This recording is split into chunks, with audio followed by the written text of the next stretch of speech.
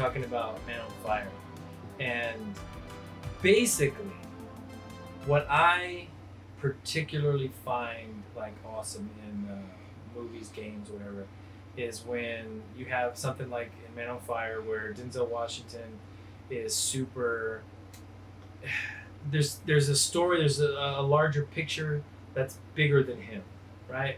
And so throughout the whole movie, he was going through his depression, he was going through all the stuff that he was struggling with, his alcoholism, whatever, PTSD, and at the end of the movie, he gives up, sacrifices himself for the girl. Remember, because the girl was kidnapped, he was trying to save her, and so, but he was gonna die on the way. He was never gonna let them. They were never gonna torture him. They were never gonna get a victory. Yeah. He knew he was dying. He gave himself up for her, and it was like there was something greater than. And in the Metal Gear series, that's kind of what the entire thing is built on. The concept of the boss in Metal Gear Solid 3. What always was, I mean, after we played it for the first time, like a lot of people, of course everyone's sad, when you play that game. It's super somber at the end, super depressing, but the boss was somebody who understood her purpose and her role, and she played it. And so, what was the phrase, right? Loyalty to the end, right? And so she was always loyal to America, loyal to her people, I guess, whatever you want to call it. She was loyal to America. She gave up her life for America to get the microfilm. She basically gave up her entire career, military, whatever. And I mean, are you super familiar with like all the extra stuff, like her being subjected to all the nuclear radiation from the test, and then they sent her to space? No, not with all that. No, I know. I think she also did. I think is that where she lost her baby in the like. Well, she had got pregnant and from the sorrow. Yeah, she had the baby and all that, but okay, no. It's basically all that extra stuff that came out in, was it Peace Walker? It's either Peace Walker or. That's probably what. I don't know if it was Phantom Pain, because I don't remember listening to all the tapes from Phantom Pain yet. 5 years later, right? But. I think it was Peace Walker. They were going over all the stuff that she had been subjected to, and it's like this whole list of things that she was like a guinea pig on like all these different instances, and then them stealing the baby to send to the Patriots training camp or whatever, and it being Ocelot. That was part of that sacrifice, I suppose. But what I always liked was Solid Snake. Still to this day, like as much as I like Big Boss and Metal Gear Solid 3 was probably my favorite game of all time, but I liked Solid Snake because no matter what he was a part of, like Big Boss, it felt like there was betrayal, there was more depth to his character, versus, I know in the first Metal Gear Solid, you had Solid Snake and he had his twin brother and stuff, and it was nice. There was some depth, the holdover from Metal Gear 2, where you found out Big Boss, he was a clone of Big Boss and all that. But there was always a bigger overarching plot that Solid Snake was a pawn in. In Metal Gear Solid 4, like it's really kind of highlighted where you got Ocelot trying to take control of the Patriots, and then you have everybody trying to fight Ocelot, trying to fight all the different PMCs, and then you have Snake, who, despite being played by Ocelot, like I don't know how familiar y'all are with 4. I would say like I'm pretty like. Did you play? I played 4. I played through all of it, and there was some things I had like trouble grasping. So if you can just clear that up for us. Yeah. So basically, in Solid Snake was trained under Big Boss. I mean, back in I guess, I don't know if it was earliest Foxhound. I know the retcon. Like, honestly, it's been a while since I've gone through all of that. But essentially, he was trained by Big Boss, trained with Gray Fox, y'all know the ninja. And he makes his way, builds his own, forges his own path, builds up his own reputation, becomes the ultimate badass. Big Boss sends him on a mission, Operation Intrude, whatever, in 313, and they send him to go take on the Outer Heaven Uprising, right? He goes after him, find out his big boss. That's the whole. Basically, there's the start of the story, right? Solid Snake becomes the character who is like this ultimate mythical badass, right? Yes. But Metal Gear Solid 2, this is what we were talking about earlier. I keep getting sidetracked between what we talked about already. Metal Gear Solid 2, I was mentioning how Raiden was the player stand-in for the player. That was done similarly to Big Trouble in Little China. Big Trouble in Little China, the story does not center around Jack Burton. It centers around, I don't even remember his name. Which one are you talking about? Not Lopan, the main guy. Oh, what was his name? The one that's trying to get his girlfriend back? Lee, wasn't it? I don't remember. Oh man, I forgot. I thought it was Lee. But you see what I'm talking about, the similarities just right off the bat. Mm-hmm. Solid Snake in Metal Gear Solid 2 is kind of a support character. He is there for the larger overarching plot, but he doesn't take up the majority of your gameplay. So Raiden, and that was one of the themes for Metal Gear Solid 2 was they, or at least it was, see when they talk about themes and stuff online, you read a theory or you read somebody's synopsis or you read some kind of in-depth analysis. I never know if any of this is supported by the creators saying, oh yeah, that's what we were going for, or if it was just stuff that people picked up on and they just kind of ran with it, right?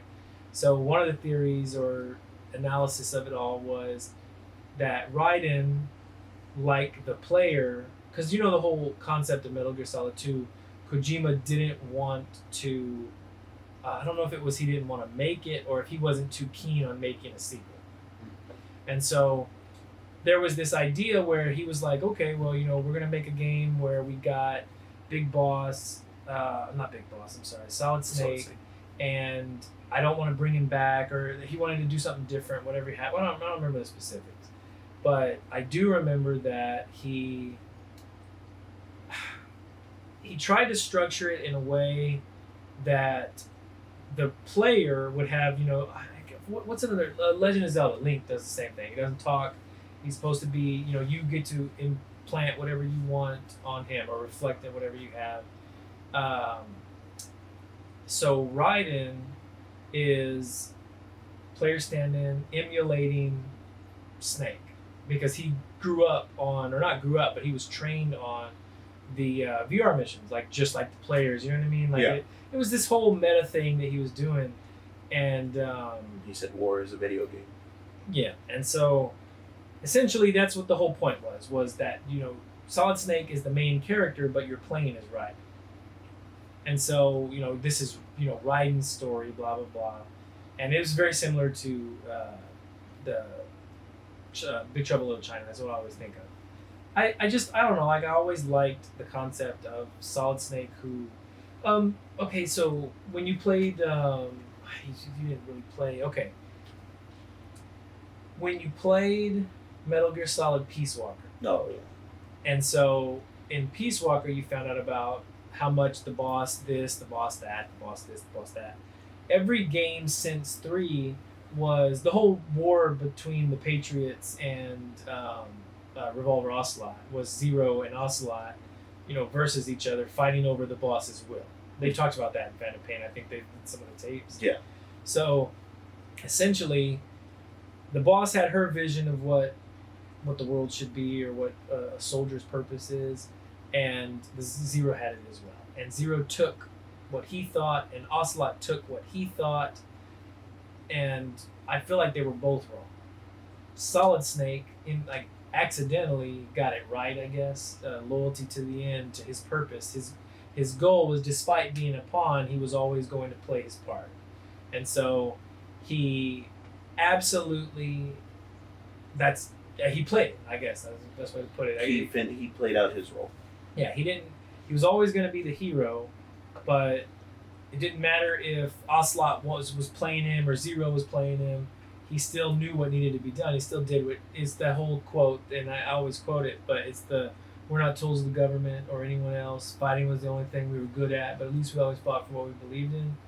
That's the line that Gray Fox says to him, and then he says to Raiden in part 2. And so So yeah, like that is the best line that basically sums up Solid Snake. And I don't know, I appreciate that. I very much appreciate it. The message behind it was solid, Yeah, but not intended. I like the idea of there being a greater, like a sum greater than the individual. And I like, and I don't know, it sounds like a super communist, but I like the idea of selfless characters. You know what I mean? Yeah. Maybe that says something about me, and maybe that's something I admire, desire, because I feel like I'm not that way, but I strive, makes me want to be a better person. And I know it sounds silly because it's coming from a game, but like ultimately, I mean, that's inspiration, right? That's what I always found interesting. Well, the thing is, like, inspiration can come from anywhere. It doesn't matter where it comes from. It can come from a great philosopher, or it can come from a movie or a video game. It's open to interpretation. You know what I mean? Bruce Lee wasn't a philosopher, but he had some really great outlooks on life. You know, and the same thing. One of my, I think it was from Halo actually, was when I don't remember when, but it says when a hero does not need to speak. When he's gone, the world will speak for him. And it was referring to Master Chief, and it's like heroes get remembered. Exactly. That one was from the Sandlot. Exactly. Babe Ruth from the Sandlot, played by, I forgot his name. But yeah, I mean, it's open to interpretation. If that's what makes people, if that's what makes you strive to be a better person in life, is to follow that, that saying, then I mean, all the more power to you. You know what I mean? I think that's what the good thing about, like how we were talking about earlier about art. It's open to interpretation. Anything a video game has to offer is open to interpretation, including things to make you strive to be a better person, or things to adopt that you into your life for that. It's like that whole, because more specifically the conversation we had was that Hideo Kojima doesn't believe that video games are art, and this is probably like a 10 or 15-year-old topic of conversation. So we're late to the party, but he, I struggle to disagree. It's the concept of the art book thing. An art book is made up of art, but an art book is not considered art, right? And so I think I know that it doesn't matter however people interpret, but I will be honest, I'm a person who likes definitions. And so if I had to make a decision on video games and art and all that, like the inspiration, I think I would be unqualified and I would recuse myself.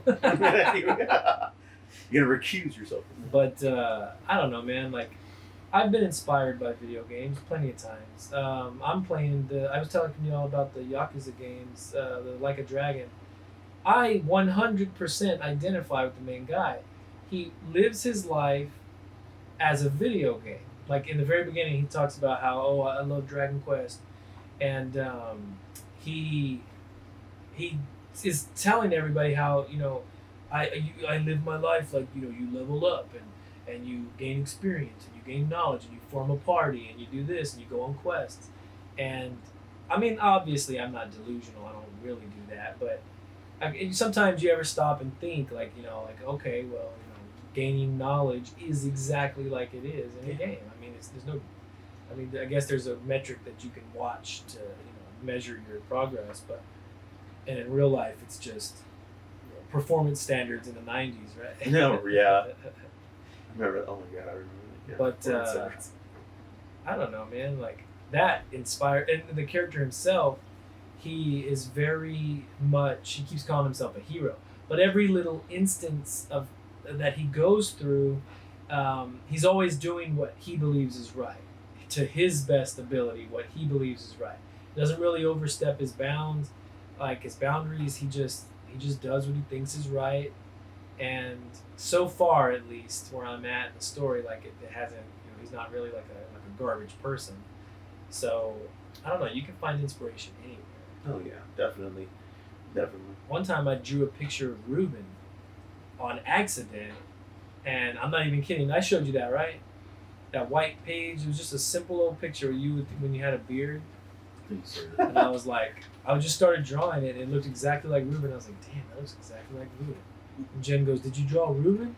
It's like, yep, sure did on purpose. He was just in your head like that perfect face. Just screwed up. Right, man. So okay, like going with that, like do you like what else do you feel like that you've incorporated into real life from a video game? What else have you felt like you like? I mean, you build your character would be, or in just in general, right? Your character makeup is built upon things that left an impression on you, right? So you grew up your whole life watching kung fu movies where the hero does this or the hero does that, and then you watch 80s action movies where everyone has to be tough and everyone has to be badass, and you grow up with that, and so that kind of forms the basis for what you call your own, and then you get put into situations where you run into somebody who did this and you don't like the way that they were behaving, so you had to say something, and you basically have opportunities to forge your own path, right? And watching games or playing games, watching movies, like they can help. I can't think of anything specific, but I can tell you that Metal Gear absolutely has permeated every bit of my life. But besides just beyond collecting, beyond collecting figures, comics, toys, whatever. My daughter is named. Well, my daughter's name's Penny, but she was born the year of the snake. Now we knew it was the year of the snake, and that's why we had a baby. I'm not even kidding. And like 100%, my brother had just had his baby, and I was like, it's the year of the snake. Why don't we have a baby so that that Penny will have someone to play with, And I mean, it worked out. But I mean, so much is like that. I didn't wear like my Fox hat on accident. I bought into the Fox brand specifically because of its loose affiliation with Metal Gear. When I say loose affiliation, this logo looks almost identical to the old. Did you ever play Metal Gear Online from Metal Gear Solid 3 or 4? No. My first introduction was Part 3 when that was on the PlayStation 2. You played that online? Yeah, I did. What was your username? Do you remember? Did you play a lot? No, I didn't play that much, but I probably played for a few hours, like on and off. But it wasn't one of those like. It was kind of like if I had to play one, like if the longest game I've ever played was Resident Evil Outbreak. Those are the longest online games that I played. Oh man.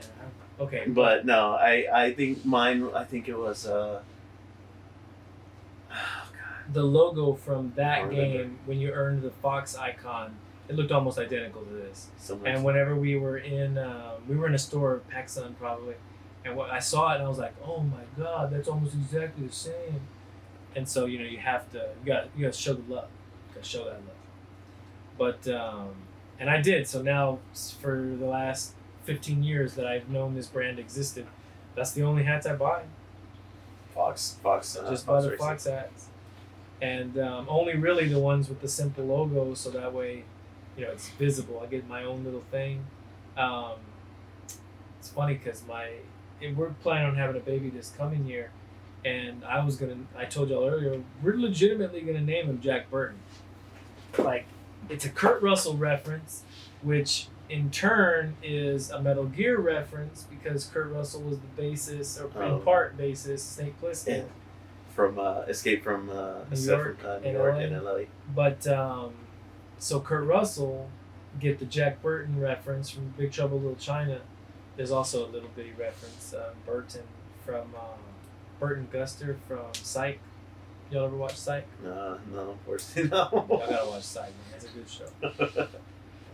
But when it comes to Metal Gear, so like which ones have you played? I've played all the way through. 1, then I played 2, 3, and then the remake of 3 that had all the extra stuff in it. No, on the PlayStation 2. It was like 3. It was a what was it? It was Subsistence? Yeah, Subsistence. Oh, okay, the one with the online. And then I played. I think I skipped Zero and I played. Skip Zero and I played Phantom Pain. Zero. It was a Zero. What is it called? Or Zero? Portable Ops? No. It was the one that it was like a lot of people were pissed off because it was a game that was released. It was kind of, they said it was more like a it was spin-off. No, not even that. It was leading to Phantom Pain, but they said like it was a Ground Zero. Ground Zero. I don't know why my brain did not register that. Yeah, like I thought it was Zeros, but it was Ground Zero. I skipped that one and I went to Phantom. So and then I played, of course, the remake of Part 1, which was Twin Snakes. So you didn't play Ground Zeroes at all? No. Oh, really? No. I don't know why I skipped it, but I did. I mean, don't get me wrong. Like, it's only... I mean, you could beat the whole thing in just, 20, 30 minutes. That's going, like, slow. You could beat that in 30 minutes. But that was kind of a big part. It was the intro to Phantom Pain. How do you feel about... I know, obviously, this is, so far removed from when it happened, but when he was removed from Konami. When Kojima was fired? I felt like it kind of took like this, like they tried to, how like in all the Metal Gears that he was always like, it was a real, like over the top, like Kojima always had like over the top, really theatrical. With this one, I felt like it was more of an 80s action, like an 80s action movie. It didn't really have the Kojima. Oh, you talking about Phantom Pain? Yeah. Oh. Which one are you? I was talking about actually him leaving the company. Oh. But no, because what you're talking about right now is great. The game suffered, is what you're getting. Yeah, because it didn't have the same theatrics as the other ones did, but yet they tried making it seem like it, like they tried making it, like tried to make it close to what he did, which really just, like I said, it felt like an 80s action movie. Well, I mean, he did most of it. He just, I don't know how much of it was rushed. I mean, the gameplay, let's be real, the gameplay for Metal Gear Solid 5 is probably the best controlling game of all time. Mm-hmm. There's very few things I've ever felt as smooth as that. It was like butter, him seamlessly transitioning between crawling and standing up, and then full sprint into dive into the ground and lay flat, like and then he would like roll and you can shift. That 100%, that game is unparalleled in controls or just like playability. But I know there's a lot of people who were bothered by the seemingly cut short. I say seemingly. I mean, it's all but confirmed. I guess it is confirmed. The whole cut third chapter with Eli. Yeah.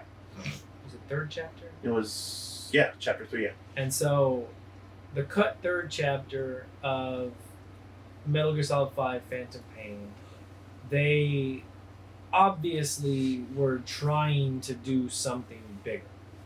And I get it. I guess I get it. They were rushing him to finish. He didn't want to finish too fast, whatever, what have you. But so many plot holes at the end. God damn, it's hard to defend it. It's so hard to defend it. The online was a little booty in that game as well. I came from the first MGO I loved. But then when MGO 2 came out, Metal Gear Online 2, when Metal Gear Online 2 came out with Metal Gear Solid 4, it was so good. God, that game, we played that game thousands of hours. I put thousands of hours into that game. And I got, relatively good at that game. I was very good, very proficient. And it wasn't an easy game to play. Like, you had to really commit. You either spent thousands of hours or you spent, an hour or two. Like, there was no in between. No one was going to put in, a couple hours of time. Like, they knew if they liked it right away. And especially as the game went on. Like, most of the players that came on was all in the first 6 months, and then after that it was just this long. Well, how long was it active for? 4 years. 4 years. It was active for 4 years, and in the 4 years, I don't think I went a month without playing. But anyway, and So, coming from that, I really enjoyed that the controls from Metal Gear Solid 4 was an extension kind of from no I think no Metal, I had it backwards. Metal Gear Solid 4 it extended into Peace Walker. Peace Walker came after, and so the controls for Peace Walker, if you liked 4, were exactly the same, or virtually exactly the same. I think they took away the crawl option, which is strange, but. Peace Walker was fantastic. I recommend that to everybody every chance I get because it was such a good game, and I feel like not a lot of people played it because it was on the PSP. But the Metal Gear Online 3, the one that came out for Metal Gear Solid 5, it just wasn't the same. Like it felt like it didn't lend to hectic firefights. It felt more like you wanted to play Metal Gear and sneak and have calculated whatevers, but I felt like 4 balanced it well with MGO2, and MGO3 just didn't really hit the mark. Did you play it at all? I didn't play, no. Some of those maps good. I've seen like footage of it, and like a lot of people complaining about it. The enemy locators, in the very beginning, like it was annoying, but it was okay. Like they would have you throw an enemy locator and it would emit a beam, and if the enemy was in that beam, you could see him even through walls. And so like everyone just picked those, and then you throw like 10 of them, and then you can see all the enemies, and then it was pretty fun. It was basically just like wall hacking on Counter-Strike. Yeah. Now I see where they are now. But I don't know, man. Like it was good. It was MGO. We played it a lot. I cannot like overstate that enough. We played that a lot. Now, with like how you were asking, like with Kojima parting, do you feel like Metal Gear can ever come back from that? Even though they did release, I think it was MGS. A lot of people are against them remaking the games. That's all I want is remakes. I'm perfectly on board with them remaking like the Nintendo versions of Metal Gear and Metal Gear 2. Mm-hmm. Of course. Hell yeah. I'd love to see a remake. I'd love to see a remake of Shadow Moses. Or like a full-on Metal Gear Solid 1 remake. Yeah. Heck, I honestly, I don't care if as a company Konami only ever remade existing Metal Gear games. As long as they didn't try to add to the canon. Like, that's what I don't want. It's just adding on to something that Kojima no longer has his hand in. Yeah, I feel like it's not... Because a lot of people always talk about how Kojima was the hand at the button, for all Metal Gear decisions. And so, it's his baby. Obviously, Konami owns it. No one's arguing that. He needed to be separated from it. Yeah. Metal Gear Solid 5, I just wish he would have been able to finish it, because I think it would have been a good stopping point. The story's been told. The story is over. Metal Gear Solid 4 ended the tale. It's done. And so we already know what happens. Now we're just trying to get, the filler. And so I feel like Metal Gear Solid 5 would have been a great stopping point if that's where they decided to, call it quits. But he should have been able to finish it. I just don't understand why they needed to push him out before he could finish. You know what I mean? Yeah. I mean, obviously we're never going to get the full story, but I just don't get it. They knew what was there. They knew, but I guess that's what it was, is they realized that there was so much of a game, because it was a massive game. Oh, yeah. It went deep. Like, it went really deep. It was one of those few games, like, you don't see very many games like that. Yeah. That go as deep. Now it's just like, it's just pretty, like, what can we squeeze out of this? But yeah. Like, in fact, too, the map for Metal Gear Solid 5, for Phantom Pain, it was so gigantic. Now, truth be told, and being fair, it's pretty sparse. Like, it is empty. There's not much going on. Like, in between outposts and stuff, there's not much going on. But, like, I'm playing Yakuza right now, and there's so much packed into, like, a little bitty space. It just feels like, I don't know, like, it's nice, those big wide open areas. Reminds you, like, Red Dead. Yeah. Hanging out in, like, the big open wilderness. It's like yeah. like all the stuff you can do and things like that. Yeah. But I mean, Like heck, even Red Dead was a good example of a game that there was very little going on in the first Red Dead. I'm sorry, not the first Red Dead. Red Dead Redemption. Yeah, Red Dead Revolver was like something totally different. But Red Dead Redemption had that big, wide open, all these areas, and I mean, I guess there was more animals though. Like those animals were quite frequent. Yeah. And I would just go mess around in the woods, try and fight bears with a knife. But man, that game was so good. Did y'all kill all the bison? No, I did it think, for the like, trophy. It's for the trophy. Okay. I did it for the trophy. No, with me, like, I don't even think I finished it because I got sucked into another game, but I didn't get to finish it. But I mean, Spoiler alert! Dom dies. It's one of the most divisive endings. Oh no, I saw the endings. Like depending on what path you took, how much honor you had. If you had like no honor, if you had. Oh wait, you're high talking honor. about Red Dead Red Redemption Dead. 2. Oh, I thought you were talking about which one were you talking about? I'm talking about Red Dead Redemption 1. Oh.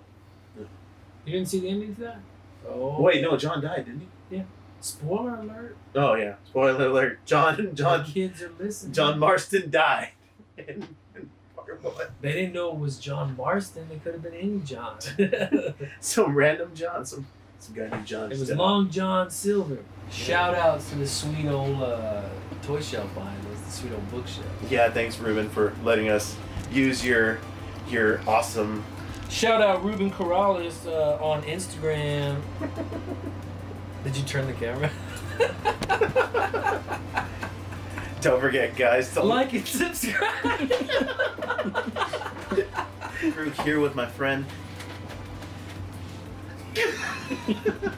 No, dude, I was trying to roll in on your intro. I was like, Oh, okay. Okay, no, do it again. I Forget was trying to mess you up because I thought it'd be funny. Like, oh, did I miss my cue? Like, what's up? God damn.